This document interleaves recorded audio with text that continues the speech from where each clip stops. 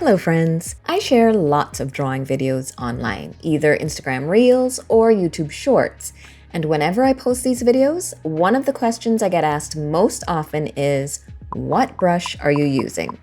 So I'm finally sharing the details on which Procreate brushes I used most often, how I use them, and where you can find them.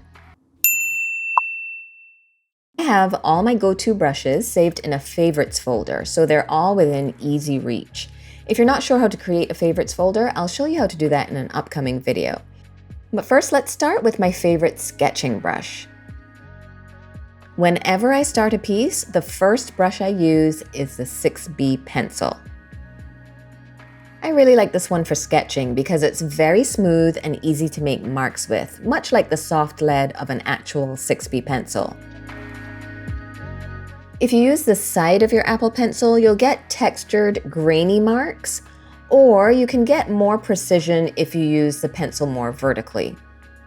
I also like that you can get a range of values with this brush, from light to really dark. If you prefer more precision and finer detail, you can opt for the HB pencil instead, which is not quite as soft, but the reason I like the 6B pencil so much is because it allows me to keep my sketches loose and fluid.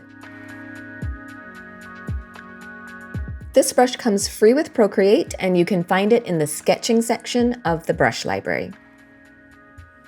Next on my favorites list is the dry ink brush.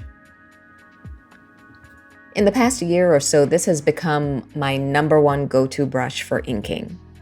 It has a really nice texture to it, which I think helps to give my digital art a more organic, hand-drawn feel. And much like the 6B pencil, it's a soft brush, so it's really easy to draw fluid strokes. This brush is also tapered, so it will go from thin to thick as you apply more pressure to your stroke,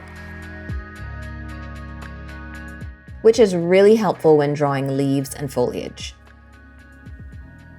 The dry ink brush comes free with Procreate, and it can be found in the inking section of the brush library. Another one that has become a favorite for me this past year is the dried ink liner. This is the brush I use for layering texture and for adding a bit of a painterly feel to my work.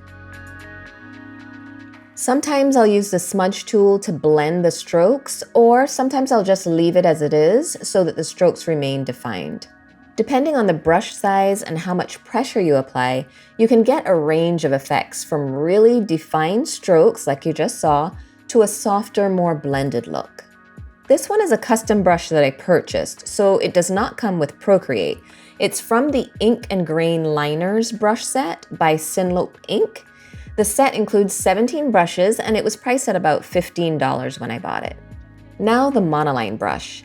This brush creates clean lines and it has no taper, so it's perfect for adding small details, which is why it's my go-to brush for precision work.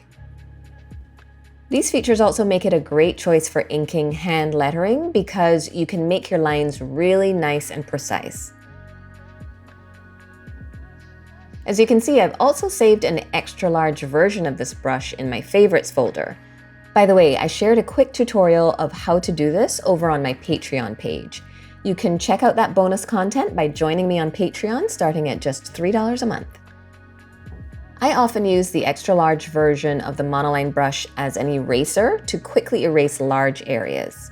On the flip side of that, it's also great for quickly laying down large areas of color. The monoline brush comes free with Procreate, and it can be found in the calligraphy section of the brush library. The last one on the list is the soft brush, which gives an airbrushing effect, so it lays down a soft mist of color, which makes it great for blending.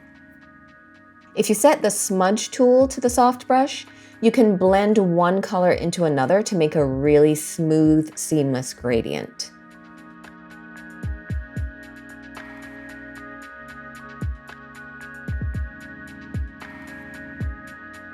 This brush is also great for creating subtle shading, which I often use to add a nice layer of dimension to my work.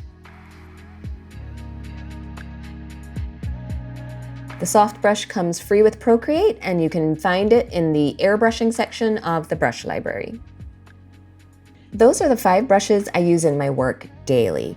Now, I do have a few more saved in my favorites folder, which I don't use quite as often, but they're great for specific things.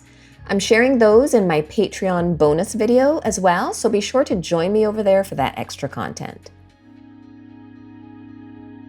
If you found this video helpful, I'd love it if you'd give it a thumbs up and subscribe to my channel. Thanks for watching.